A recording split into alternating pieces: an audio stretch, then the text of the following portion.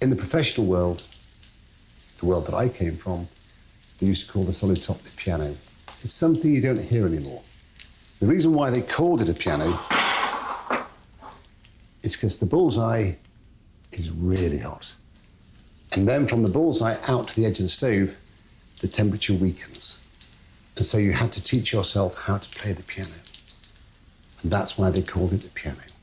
So when you're cooking, you push pans there, in the middle. And sometimes you might have 10 pans on a stove at once. Great cooks, another quality that they possess is they know how to multitask. It's like when you're a head chef in a 3-star Michelin.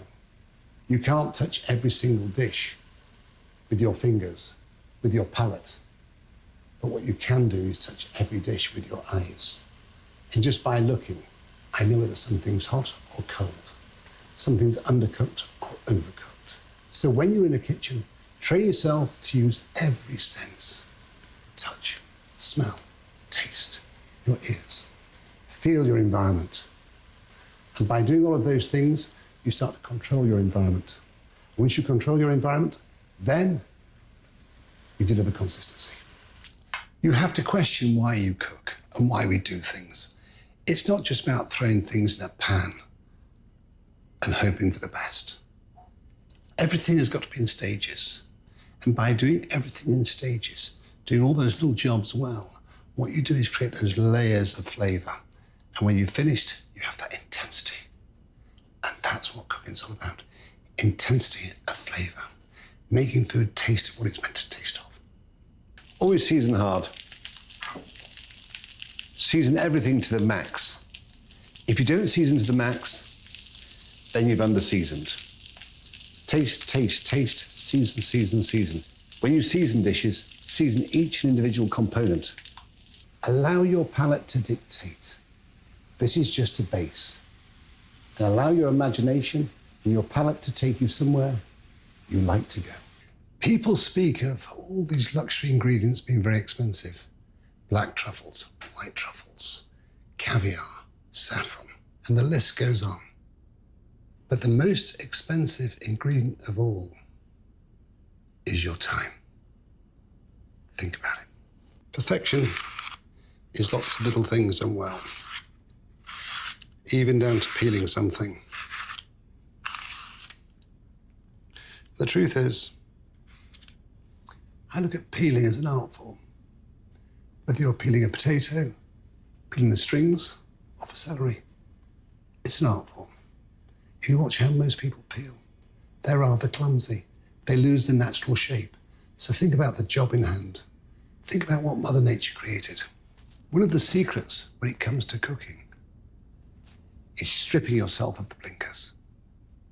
Let's not forget, I was born in the world of French gastronomy. I was French schooled, taught to do things a certain way, that 3-star way. They're the most amazing blinkers you've ever had. And when you're young and you become a head chef for the first time, you feel that you have to use all the knowledge that you've been given. So you have a habit of overworking things, doing too much. But as my love for Mother Nature grew, everything was simplified. Allow food to be what it is. All we're there to do is to make it taste more delicious. It's as simple as that. And chefs may think they're artists. And the truth is, one or two of them are. Roland Lahore, Marco Pierre White, Pierre Koffmann. And you may ask, what is an artist in the kitchen? Well, let me give you some understanding. A cook who works with his hands is a labourer, a commie. A cook who works with his hands and his brain is a craftsman, a chef de partie.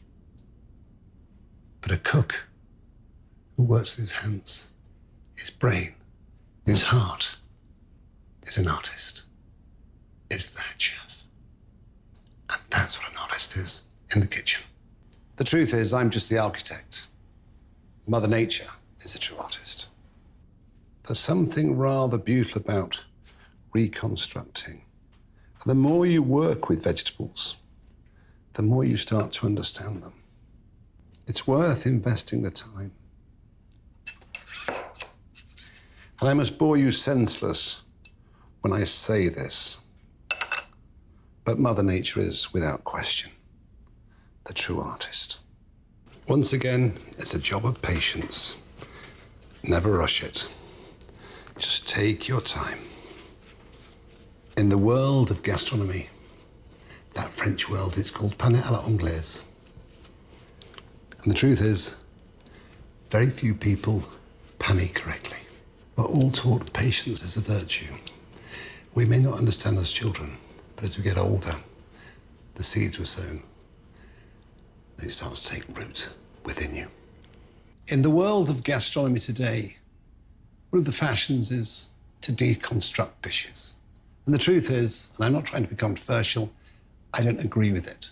What I agree with is reconstruction, because Mother Nature is the true artist. So why change it into something she's not? Construction is very important to me, because if the construction is not correct, then how can the presentation be correct at the end? If I think back to my childhood, my favorite toy is Lego. I like constructing things. And then I moved into the world of gastronomy. What did I do? I turned food into Lego. And today, everything I do is an extension of Lego. Construction is so important. Whatever you're making in life, never be shy, always be generous. Generosity must be your presentation. One thing I hate is meanness. Most people place more importance on the presentation. Touch food. Understand food. Food has always been my mistress and also my therapist. Spend time with her, she'll teach you more than anybody else in this world. As my first boss said to me, he said, it doesn't matter how much it costs to create the desired effect, as long as you create the desired effect. And he wasn't just talking about money. He was speaking about effort, time, giving yourself. And that's why that little restaurant in the north of England, nearly 50 years ago, won 2 stars in Michelin. When Britain was a gastronomic desert, there were only 4 2 stars in Britain, no 3 stars, and less than 10 1 stars.